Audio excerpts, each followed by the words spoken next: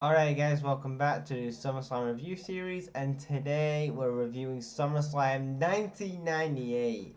And one of my favorite Summerslams was 1998. I thought at the time this was when the company was really getting red hot, and it was really after WrestleMania 14. This was when the company really picked up steam, in my opinion.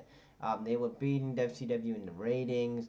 They were pushing their young talent, and overall in 1998, if you was a wrestling fan, this was a good time for you to be a wrestling fan because you had WCW still going strong. You still had WWF going fucking awesome. In my opinion, and WCW, even ECW was doing pretty well as well for itself. So 1998 was a good year for professional wrestling. So fucking awesome there. I also came a year. I also watched wrestling in '99, so I came a year later. But also, I still came in and also, I still watched the there. So whatever. So we had our first match tonight. It was D'Lo Brown defending the European title against Val Venus. This was a solid opener here. Now, I thought that this was a really good solid opener for SummerSlam. I don't think that the styles mix well together, but I thought it was a solid match nonetheless. D'Lo Brown gets the win by DQ. It was a good 50-minute match. So yeah, good opener there. Then we get to the second match of the night. The Addies, I think I said that name right, defeated the Katanuti. Oh, I said that name right. If I botch any of these names, then I'm sorry. Katanuti, Dick Takamoto, Tanamoto, yeah, and Shushi Fanuki, in a kind of like it was a handicap match. So yeah, the Uchis get the win. The Audis, or how you said I don't know. But yeah, they get the win. Yeah, I thought it was a good match. And then we get X-Pac versus Jeff Jarrett in a hair versus hair match. I really liked this match because it was really entertaining, really fun. The one thing that made me laugh though was Howard Finkel, right? The greatest ring announcer in professional wrestling. was fucking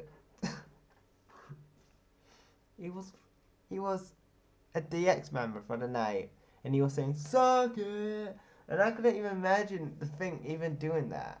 Legendary Howard Finkel doing the fucking "suck it" fucking chant. Who would think about that, right? I don't know. But anyway, it was a really good match here. X-Pac and Jeff Jarrett had a good match. Good chemistry here, and X-Pac gets the win. I think with his face bust with his X Factor win, gets the win. And then after the match, the rest of DX come out. They pin Jeff Jarrett down and they cut his hair, and that was it. Jeff Jarrett lost his long hair, and it was a good match. Then we get Edge and Stable in a mixed tag team match against Mark Merrow and Jacqueline. This was a time when obviously Stable was getting pushed as a singles women's wrestler, and obviously we all know that she was the star in that tag team with Mark Merrow and excuse me, Stable, because all the attention was on Stable, and Mark Merrill was also getting lost in the show. But he was an alright wrestler, Mark Merrill. I was never the big Mark Merrill fan, to be honest. This was a young Edge as well, gaining a bit of exposure. This was his first SummerSlam, so yeah, the debut of Edge this year, SummerSlam '98. It was a good, like I said, it was a short match, but it did its purpose. It was a alright match. Decent. The funny bit of the match is where Mark Marrow and Jacqueline kind of collide into the corner, and then Jacqueline falls on Mark Marrow's um, private parts, and then like headbutts him, and then after that, Edge hits the corkscrew spiral thing for the win, and Edge and Sable get the win. So it was a short match, but whatever. We got the debut of Edge, which was pretty cool. Then we got Ken Shamrock versus Owen Hart in the Lions Den match. Now, I want to be perfectly honest with you guys. I was never really a fan of these Lion Den matches. To be honest with you, I just never liked them because it was just, I don't know. It was just kind of like it was kind of like a cheap version of like the Octagon, and I never liked that. I know they was only used for Ken Shamrock matches, and but I'm glad they don't bring this back because I don't really want to see a Lions Den match ever in pro wrestling. I don't want to see it in New Japan. I don't want to see it in WWE. I don't want to see it in any wrestling company because they are fucking terrible. I don't want to see them.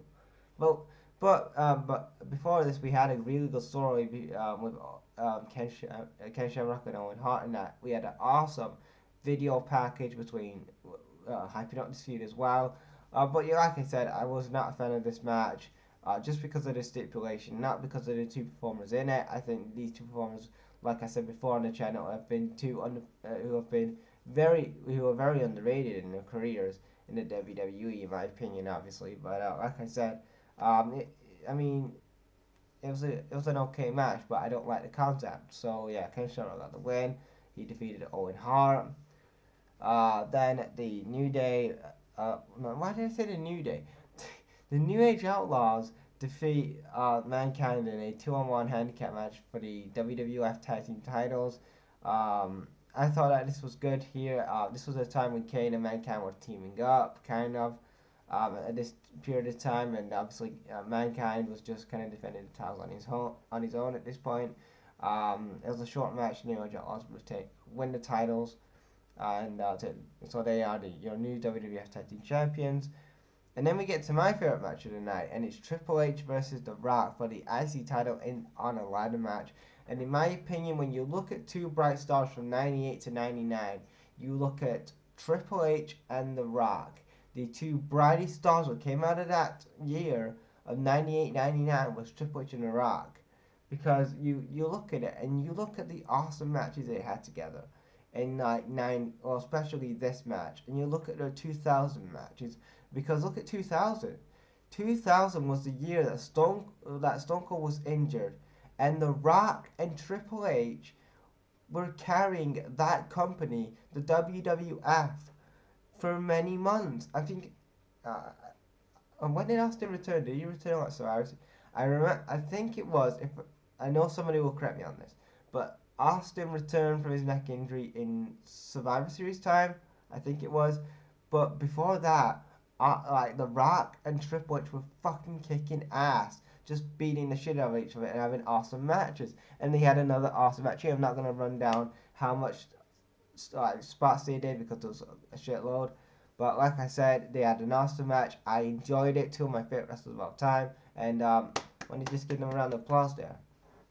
Like I said, just an awesome match. And obviously, that year we would see The Rock turn heel. Well, he was a heel. But we would see The Rock form the corporation with Vince McMahon, win the WWE title at Survivor Series, and obviously, Triple H, he got injured obviously in late '98, but obviously he would come back in '99, feud with DX and Steve Austin and stuff like that. So overall it worked out well for Triple H as well. So pretty cool.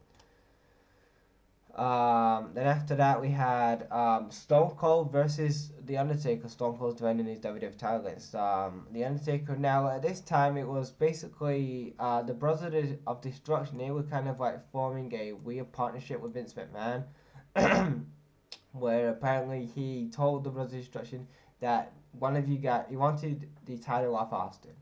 Now Vince said like screw it, I don't care if it's you Taker or you Kane, I want you to take the title off Austin.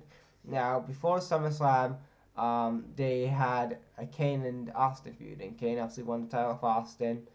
Was it Bad Blood? No, it wasn't Bad Blood. What pay-per-view did he lose it at? I think it was First Blood. Maybe it was. I don't know what pay-per-view it was. But yeah, King of the Ring 98. So King of the Ring 98, Kane wins the WWE title because Austin got busted open. He had it for one night. Austin won it back. Then he would feud with Undertaker going into SummerSlam. Taker and Austin, I wouldn't say they had the best matches, but they were pretty decent to watch. And in my opinion, this was one of the good matches here. I actually enjoyed it. Austin gets win with the stunner. After that, Undertaker embraces Austin and actually gives him a nod to the head, saying that I respect the hell out of you, man. And then after that, Kane comes out and him and Taker and Kane are looking at Austin. So this would obviously continue going into Judgment Day, and obviously that would lead up to Stone Cold getting kayfabe fired in late '98, and and then obviously Shane will bring him back in '99. So that's how that planned out. So that's my SummerSlam 1998 review. What do you guys think of SummerSlam 98? Leave your thoughts down below, guys. And if you haven't seen the playlist, guys, I have got a link now in the description box so you can check out 88 to 97. Here, I've seen that SummerSlam yet, so check out my SummerSlam playlist and subscribe to the channel, comment, like, and I'll check you later.